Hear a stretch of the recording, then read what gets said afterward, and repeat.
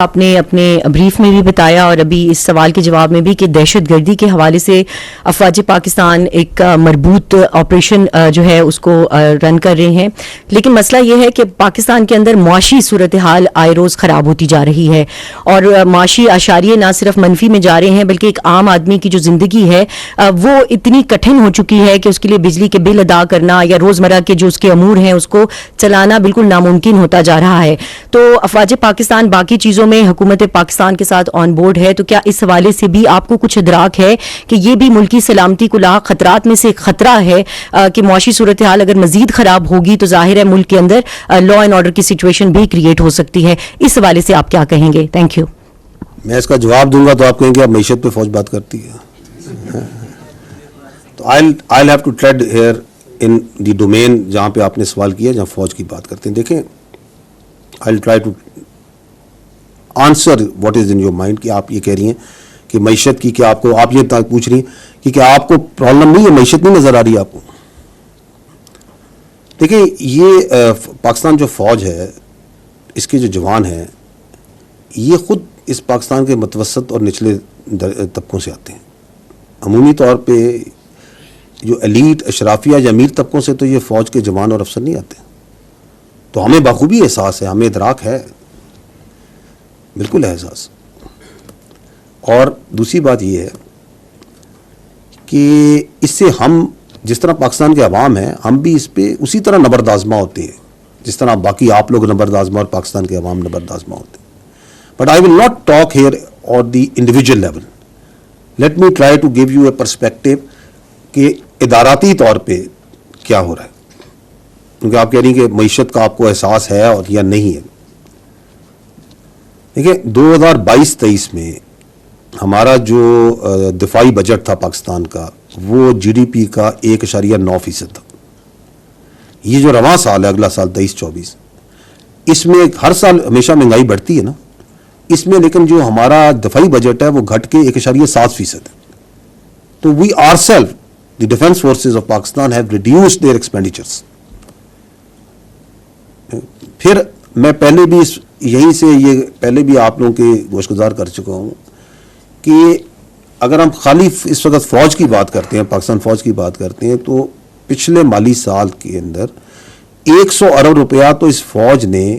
Hard currency جو سی ہوتی ہے وہ جمع کرائے ٹیکسز میں اور ڈیوٹیز کی مد میں،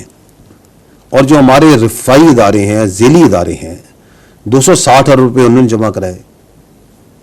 اس کے اندر آپ کی فوجی فاؤنڈیشن نے 223 ارب روپے، ڈی ایچ ایس نے 23 ارب روپے کے ٹیکسز اور ڈیوٹیز، این ایل سی نے تقریباً 3.5 ارب روپے، آرمی ویلفیئر ٹرسٹ نے تقریباً 3 ارب روپے، اور باقی سب نے تو وہ ملا کے 260 ارب، اور کلی طور پہ تو فوج اور اس کے جو ادارے ہیں، ذیلی ادارے، رفائی ادارے، 360 ارب روپے کی خطیر رقم تو صرف ٹیکسز ڈیوٹیز میں جمع کریں۔ And other than that you know, آپ سب کو سامنے ہے کہ جو فوج ہے اس کی یہ پریکٹس بھی ہے، کلچر بھی ہے کہ یونٹ لیول سے لے کے آرمی لیول تک جتنا ہم سے پاسبل ہو سکتا ہے اس سے بڑھ کر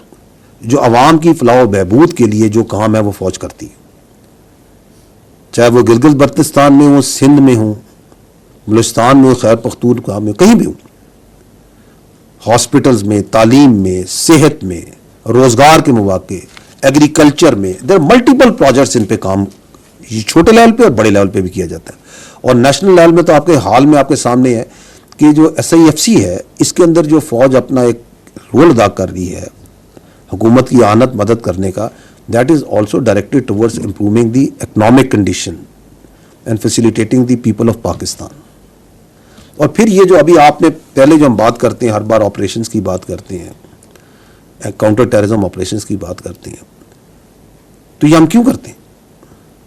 چاہے وہ فتنہ الخوارج کے خلاف لڑ رہے ہیں، چاہے ہم بلوچستان میں دہشت گردوں کے خلاف لڑ رہے ہیں جو ترقی کے دشمن ہیں،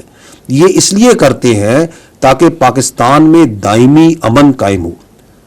because without peace and stability and security there can not be any economic prosperity.